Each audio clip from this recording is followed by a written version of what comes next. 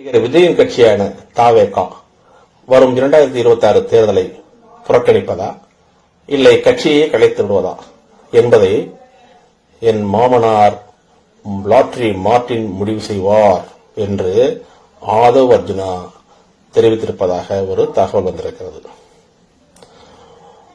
நாமெல்லாம் நினைச்சிருந்தோம் விஜய் எங்கேயோ வலுவா சிக்கியிருக்கிறார், அதனாலதான் பிஜேபி அவரை வச்சு செஞ்சு கட்சி ஆரம்பிச்சு ஆகணும்னு கட்டாயப்படுத்தி கட்சி ஆரம்பிக்க வச்சிருக்கிறது. வேற வழி இல்லாம சிக்கிக்கிட்டதுனால அவரும் கட்சி ஆரம்பிச்சிட்டாரு. அப்படி என்ன சிக்கல், எந்த மாதிரி சிக்கல்? அண்ணாமலை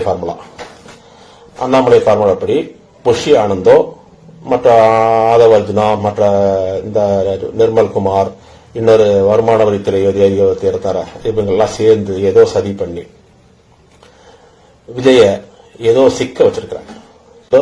பலான வீடியோ தயார் பண்ணிருப்பாங்க. அதுல விஜய் சிக்கியிருப்பாரு. விஜய் குஷல் பெருடி தானே, அதனால அதுல சிக்கியிருப்பாரு. அந்த வீடியோக்கள் மூலமா விஜய் மிரட்டப்பட்டுக் கொண்டிருக்கிறார். மிரட்டப்பட்டுத்தான் கட்சி தொடங்க வைக்கப்பட்டிருக்கிறார். ஆக இதற்கெல்லாம் மூல காரணமாக இருந்தது புஷி ஆனந்த் மாதிரி ஆட்கள் இருந்தாலும் மூல காரணம் என்பது RSS பிஜேபியே தான் இருக்க வாய்ப்பு இருக்கு. நம்ம அண்ணன் அண்ணாமலை இந்த வேலையை நல்லா செய்யக்கூடியவர், திறமசாலி, இதுல திறமசாலி. அதனால அண்ணாமலை டீம் இவங்கெல்லாம் அந்த வேலையை செஞ்சு கொடுத்துருக்கணும். அதுக்கு புஷி ஆனந்த் இவங்கெல்லாம் கொஞ்சம் மாமா வேலை பார்த்து இந்த வேலையை பண்ணியிருக்கணும். இப்ப கடைசியில அந்த வீடியோ லாட்டரி மார்ட்டினிடம் இருப்பது போல ஆதவ் அர்ஜுனா இந்த ஸ்டேட்மெண்டை கொடுத்திருக்கிறார். அதாவது முடிவு செய்யறது லாட்டரி மார்ட்டின் தான்.